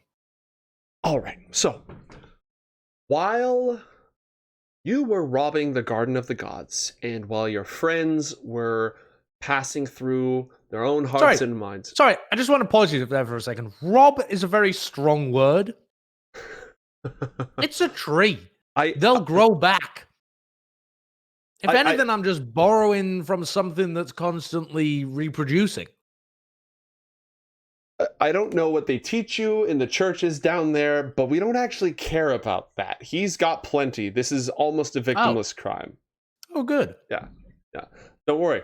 Not a problem. Maybe some of the other things, a little bit more troublesome, a little bit more problematic, but stealing from the most powerful entity who could evaporate you if he ever finds you with a single thunderbolt who already has godlike riches doesn't even rate, really, on the morality scale. Not a problem. But it's still robbery. Enjoy your type of morality. You broke in and you stole his stuff. So you did rob him. The word applies. At that point, we're just quibbling over linguistics, aren't we? Mm-hmm. Right. So when all those things were happening, a bad thing happened. Bad how? Would you like the long version or the short version? The long? Short.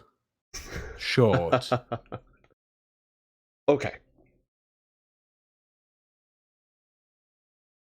A medium? Medium. All right. I can work with that. Let's see. So, there's a place in the Northern Kingdoms called Dotan's Rock. Which, oh, yeah. Yeah. We've been there. Right. What happened when you were there? There was all sorts of strange fey magic around. We defeated King Hakas. Yes. All right. And we found a relic for the Kingdom of Criers. Well, Thoras was not there. Well, right. Thoras doesn't know anything about it. We managed to do that one perfectly fine without him. Thoras knows Dotan's Rock. Weren't there to beat up big old King Hakas, though, were you? Well, Thoras had never met you, Alan. You are supposed to be smart. I'm just going to sit there in silence. Right. So, Dotan's Rock, the fey magic that you met, I think there's still a little bit on you, brushes your sleeve. The fey magic, there was a lot of it there, and fey may have been not quite the right word. It was more like magic is twisted there. It's a place where magic bends and warps in strange ways. Well, it just warped in a very large, very bad way. And a door opened that should have been left closed. It was not yet time for that door to open. And a dragon came through that door. In Dotan's Rock. Slain dragons before. You haven't slain this one. The dragon. Yes, otherwise it wouldn't be there, would it? Okay, your logic is impeccable. I can see you're the brains of this operation. So every dragon you may have met or slain, or most of them that you've heard tales about, the dragons were created by the sovereigns after the world was divided into 4 kingdoms. The world was divided into 4 kingdoms because the Infernals were trying to devour it, eat it, change it, and they were winning. They were growing stronger than the sovereigns, the gods of creation. They couldn't stop them. So somebody opened 7 doors, and behind each door was a dragon that came from the world before Anakra. Before the dawn, before the sovereigns, before any of this, these dragons were locked up there because they did very bad things. How bad are we talking? Crimes against reality, creation. Oh. Yeah. Hmm. Cosmic, divine stuff. Hmm. Not, robbing a tree in a garden. How can they exist before? Well, you weren't always alive, Thoras, but your parents were, right? But So if there was no world... there was one, just not this one. Just like there were Goliaths before you, but they weren't you, right? We're reaching critical mass. Oh! Yes! Right. And if there was a terrible beast that lived longer than a Goliath that your parents fought, and let's say that your parents died to protect you from that beast, and they chained up that beast, and they died, but you still got to live. That's what these dragons are like. Yes. Not good thing, then, that this No. dragon has come into the world? No. How did it get loose in the first place? That's a great question. We don't really have all the answers on that, but it had something to do with an outrageous amount of wild magic. And are there 6 more of these dragons? Yes, but those gates are still closed. Well, what if they open? Then we're all fucked. But there's no reason to believe that's going to happen at this time. The magic of Dotin's Rock is gone. It's dead. Oh. It all got used up, sent away. Does that mean this is the weakest of the 7 dragons? Or the worst? Or are they not ordered? This is actually before my time. Oh. Before your time? Yeah.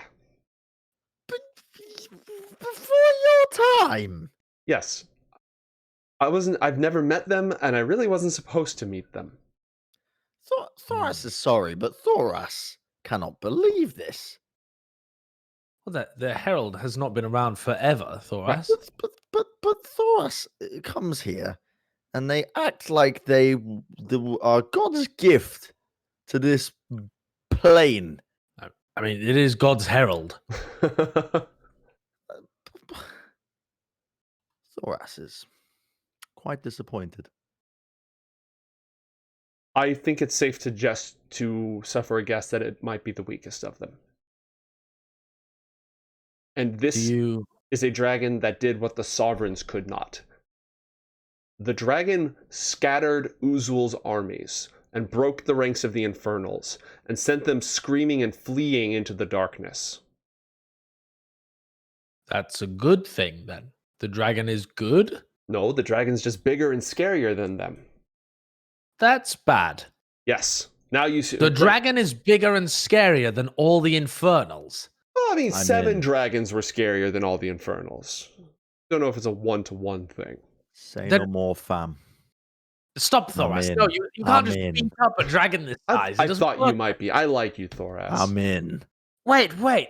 Why not sit safe in your place above even the Sky Kingdom and allow the Infernals to deal with the dragon? Let the 2 evil sides destroy each other. Because the dragon isn't loose in the underworld where the Infernals are imprisoned. It's loose in the mortal world where all the people, the mortals live. Oh. Yes. Shit. Now you see our dilemma. So we either must destroy it, send it back to where it came, Mm-hmm. or transport it to the underworld.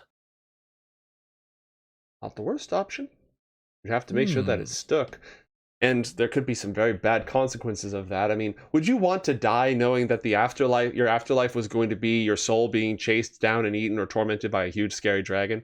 That might be workable. You just need some provisos Hold on. around it. Doesn't out behind the curtain, Yep. so to speak, doesn't a Chardalon eat souls to gain strength? Yes. Oh it yeah, does. sending it And to you the would underworld send would be it to the worst idea. underworld. I mean, I don't know that. Where all the souls go. I don't know that. It would become the most powerful being ever. Oh yeah. That would Okay. big what's his name from Skyrim energy. Yeah. But yes, so one way or another, this is a problem that needs to be made to go away.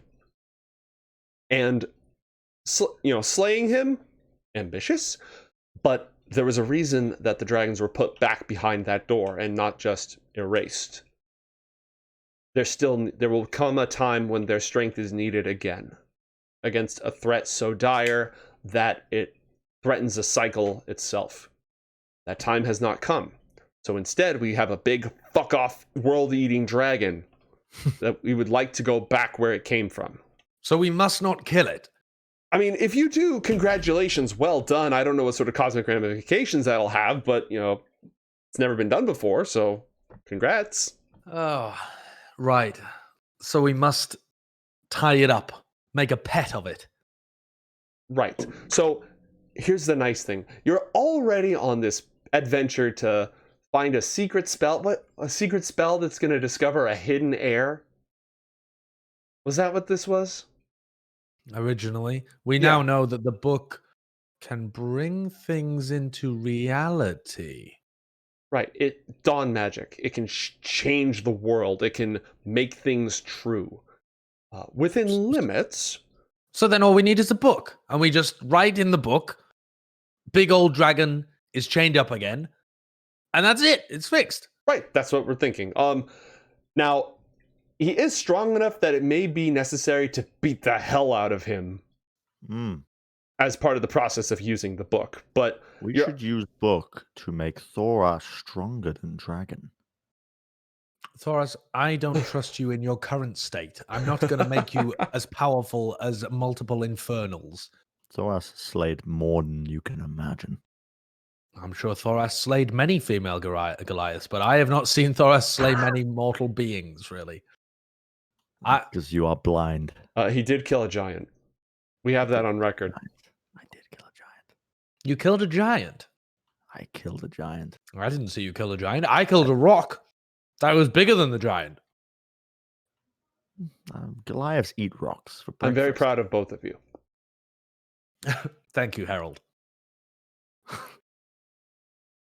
So it's not a competition, but the Thoras, it is a competition. Is. So, Harold, are we... You make this sound as if we already are on the quest. All we need to do is hurry up and find the book quicker. But the way that you're phrasing this, it seemed to imply that we had to do something different than our current path. Otherwise, why bring us here? Why tell us in the first place? Well, first off, we brought you here because you asked to show up here.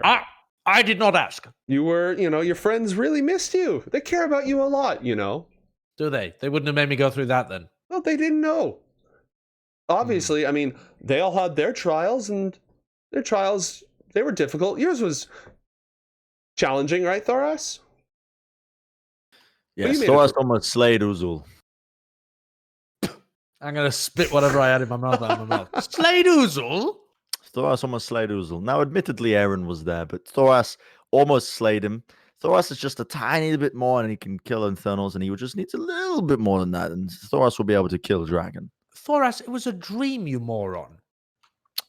Dream, reality, all the same. No, not the same. Quite all distinctly not the same. All the same. Roll a d100. Oh, God. I assumed we were safe from these. I mean, you might be safe. You're probably safe. A 9. All right. I'm going to have you... What name did you say? Well, you said Uzul. Oh, I did. You did. Yeah. Yeah. Yeah, I said it as well. Yep. I've been dropping the names of people all over the place because Well, I mean, the Celestials and their ilk don't seem too scared around here, but that's the thing. The Celestials don't care if they get their attention because this is like the anti-infernal, helicarrier. Sure, yeah, notice me, senpai. Come here, let's go. right. That said, it's probably not great to get their attention, but you're protected from immediate ramifications while you're here. That's sort of the point of it. Right. So, here's the other thing. This all happened about an hour ago, at most. This is all new information. We didn't have a grand design. You weren't brought here as part of a high prophecy. You came looking for us, got our attention. We all found each other. It's fantastic. And now a Shardalon, the dragon of the world before the Heart Eater, is loose upon the Four Kingdoms. A Shardalon? Yes.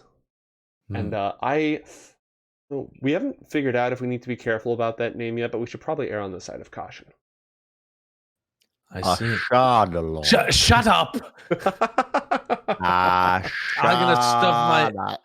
As he's going, I'm gonna stuff my fingers in his mouth. Shut up, Thoras. We don't want the dragon to come here immediately. Thoras wants the dragon to come immediately. You certainly do not. Eren is not around. Who would help you then? Huh? Thoras does not need help. Thoras needed help and still failed to defeat Uzul. Roll D100. Uzul is the little weakling. Roll D100. Great, carry on. Oh, yes. Very, very well. This sounds like something that we can attempt. Are you able to aid us? This sounds incredibly dangerous compared to what we had originally thought the task was. Right, sneaking into one of the pinnacles of arcane achievement amongst mortals, guarded by ancient mythic wards, into a city full of wizards and people trained in the arcane to make your way past their magical defenses to steal the most valuable artifact in all their possession. That was going to be fine, but this is scary. Hell yeah! There's a huge dragon from before the dawn of time after us now, as well as having to do all of that stuff. You're not wrong. I'm just not sure if you really had an appreciation for the scale of what you were going for in the first place. Yes, I actually didn't know any of that stuff. Right. Yes. Here's something I've noticed about you folks. You haven't been... It's not that we've been following you. Well, Omglef has, because he has to. But the rest of us, it's not that we've been... Wait, what? Omglef has been following us? Well, not the lot of you. He has a job to do. He's not particularly happy about it, but he's done okay at it. And what is his job? You can ask him and see if he talks about it. He's a great talker, super chatty. Is he now? Yep. But it's not that we've been following you, but we've done a little bit of digging since you showed up and, started impersonating us and that sort of stuff. So we've noticed you don't ask a lot of questions. Yes, planning is for those who can actually execute plans. Preparation is much more valuable than planning. I think that's fair. True. So, how can we help you? Well, first off, your companion Lysha, we have granted her a relic that will protect her and grant her magical might in battle, because what she's been wielding so far, probably not going to make the cut. Honestly, it's been a little underwhelming. So we've given her more magical offense and more power, and it's a relic that's going to help protect you against the magical defenses of Cryas, and we are happy to drop you right wherever you want to go, aside from inside of Cryas, because it's got magical protections like you wouldn't believe. What does Thoras get? That's a good question, Thoras. Thoras has achieved many things in Thoras' short life of 13 years. Mm-hmm. 13? Goliath time is not like our time. Oh my god. I actually don't know how old Thoras is. A teenager. He probably thinks it's 13, Thoras would like a bigger axe. Thoras has not asked for anything over the course of this journey, and Thoras thinks that Thoras deserves a bigger axe. Thoras has slain giants, almost slayed infernals, almost slayed things. Thoras wants a bigger axe. Might be able to make that happen. I seek knowledge from you. Oh, congratulations. We've been handing that stuff out like hotcakes. You certainly have. Tell me again of what we should expect from Cryus. Cryus. Years ago, when the world was young, the Archmage Ioth sought to share the knowledge of arcane magic and wizardry with mortals who were still young upon the world. He taught his devotees ways of magic and how to cultivate it and protect it. Ultimately, the fruits of his work were torn down by war from within. Some who worshipped the newfound dragons, others who turned to the Titans in their strength. They tore apart what Ioth built. The most devoted, the most loyal, those who trusted in his teachings, gathered up everything that they could. They fled to a valley in the mountains to the north. They fled the wasteland and the haunted ruins of what Ioth had built. They made their own home there. That valley is lush and filled with life because their spells have drained the life from all the lands around them. To approach is to walk through a barren wasteland with no water and no food to sustain you. That's the first challenge just of reaching them. There are magical sentinels and spells of illusion covering their home. We have not peered all the way in there. As long as they're not messing with the firmament, it's not really our business. But you should expect powerful wizards. You should expect everyone there to have some knowledge of magic. You should expect that simple tricks, like your magic hat, they will likely be able to see through those. Unless you take some simple tricks. Yes, Well, I suppose it is a fairly simple trick. I was going to say, did you make the hat? Is this an emotional, like, are you vested in this? Because I didn't think you made it. No, it's insulting. I use it fairly often. No, it's sometimes the simple tricks are the far. best. You learn 50 different knots, but you really only use a handful of them most of the time, right? It's not a problem. True. Yeah, exactly. So, lots and lots of magic, lots and lots of magical protection, lots of bullshit see-throughers. The relics that you bring are going to help, because in addition to piercing like the innermost vaults where the Book of Dawn will be held, they'll probably help you pass through the other magical defenses you find along the way. Thoras is going to need some backup. He's going to need some help. There will be problems there that can't be overcome sheerly through strength. Thoras will debate them. Win. I worry about that, Thoras. You debate yourself in the mirror each morning, and somehow you lose. Thoras wins 50% of the time. That's good. That's actually, if that's happening, then the matchmaking system is working.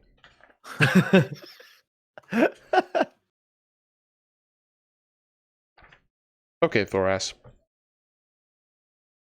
We will give you a weapon that will help you on your quest. But you have to give us a solemn magical promise that you are going to keep these people safe in their quest for the Book of Dawn. These people? You mean the people I've been keeping safe the entire time? You've been doing a great job of it, but you haven't made a magical promise, an oath yet. Thoras agrees. Great.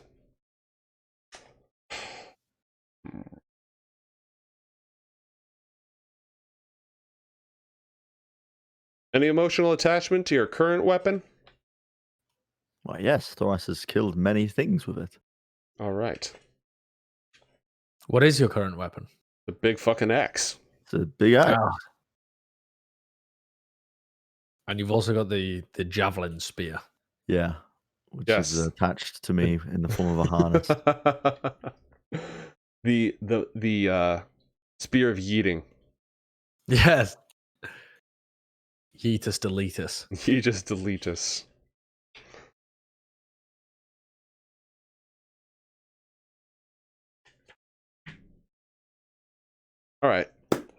I know what we'll do. We are going to take your axe, and as you get stronger, it will also get stronger. And as you do great deeds, it will also do great deeds. And as you keep your companion safe, it will keep you safe as well. Can Set I it talk out. to it? If you feed it and take very good care of it for long enough, then yes. But it's going to take a while to grow up. This is a big responsibility, Thoras. Thoras is ready. All right, then. Set it down. All right, I set out my axe. Okay. Dietrich spreads their hands out over the axe and begins to sing in a language that neither of you are familiar with. And as he sings, the metal in the axe and all the metal nearby rings out with this humming chime, offset by the thunder of Vindur far below. And the wooden haft of the axe creaks and groans, and the splinters of its wear and tear, and all the places where it's been chipped, all that stays the same, but they sort of seal tighter together. And the handle, the haft of the axe, almost looks like it's come to life. The dead wood has come to life again. It doesn't sprout twigs and leaves or anything of the sort, but it heals itself, leaving behind scars, and it has this rich, warm hue to it. And one by one, sparks of light drift off from Dietrich's flowing robes, and they settle into the axe bit by bit. And with each one, it glows, it shines. It doesn't glow, but the light reflecting off it shines just a little bit brighter. When they're done, Dietrich lifts the axe as if it weighs nothing and hands it back to Thoras. Thoras takes the axe. All right. It rings out in your hand.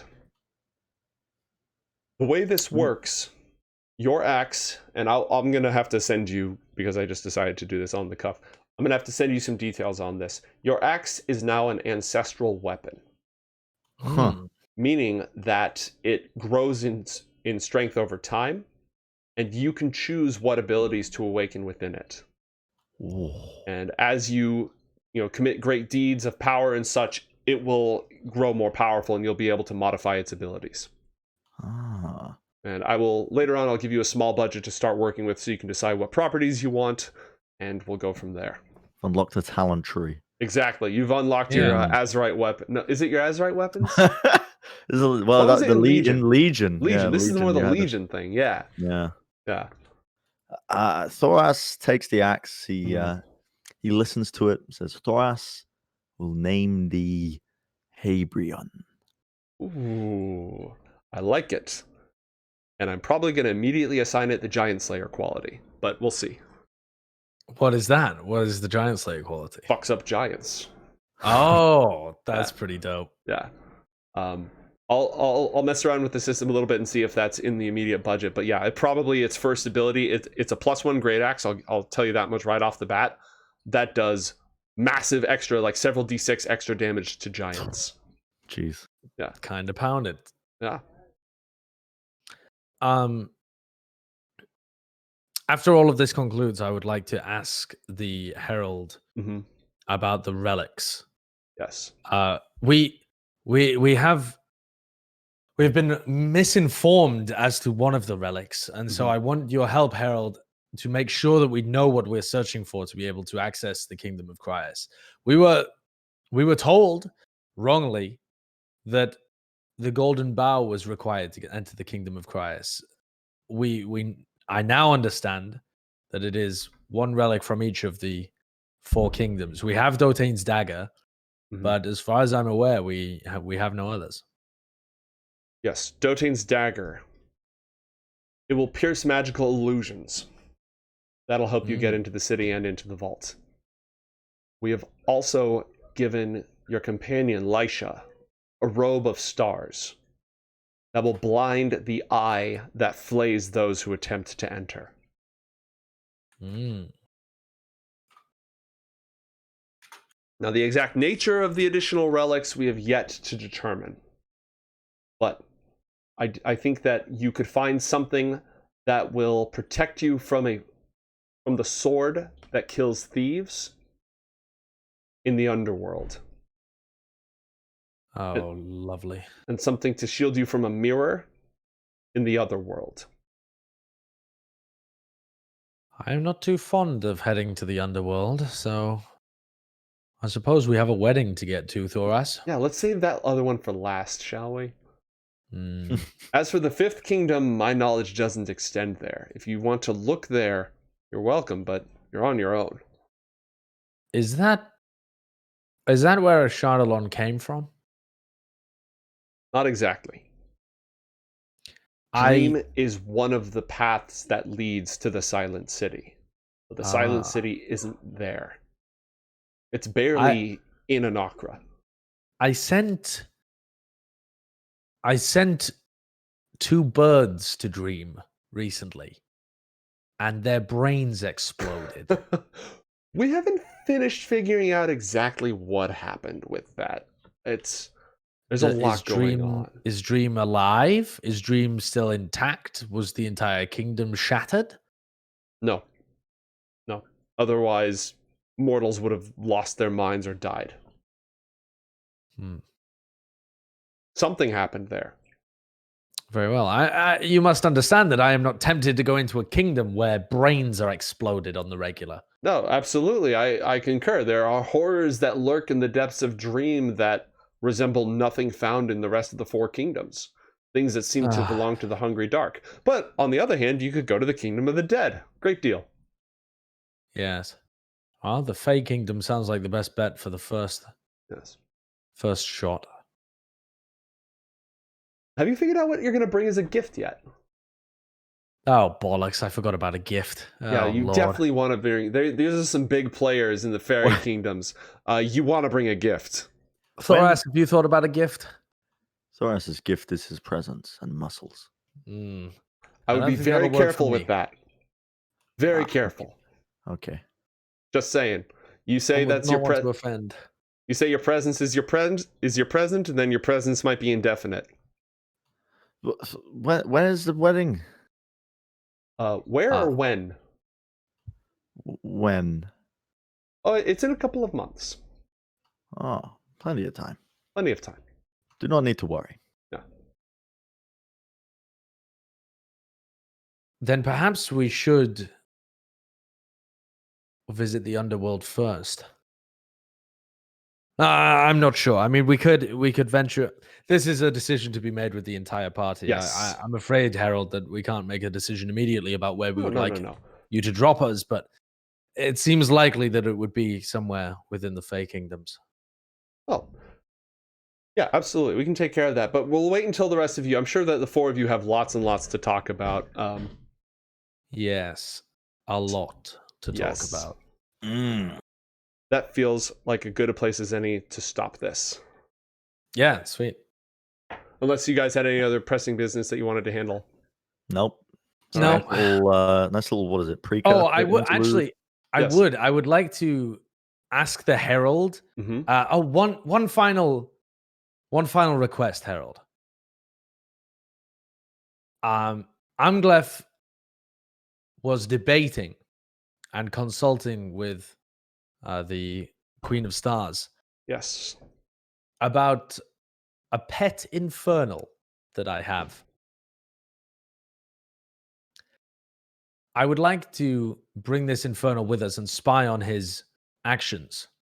I ask that you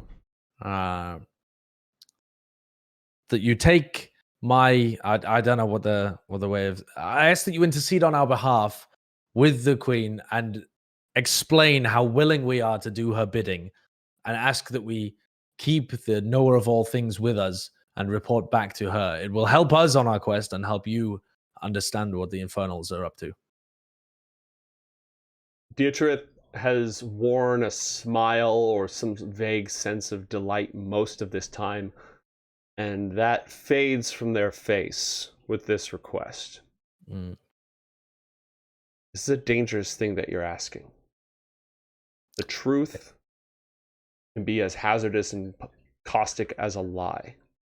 exactly what knowledge is revealed could only play into the Infernal's hands. And that applies to you and to us. This is a dangerous, dangerous game you want to play. A dangerous game for sure, but I am quite the player. And this is a dangerous game that we all play. A Shardalon and it's loose.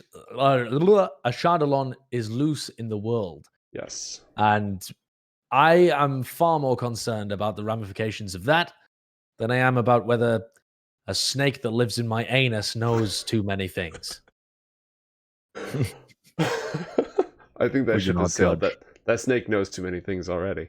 And has several comments about your eating habits that it would like to address with you. Yeah. A word here or there, if you can. I ask no more. Yes.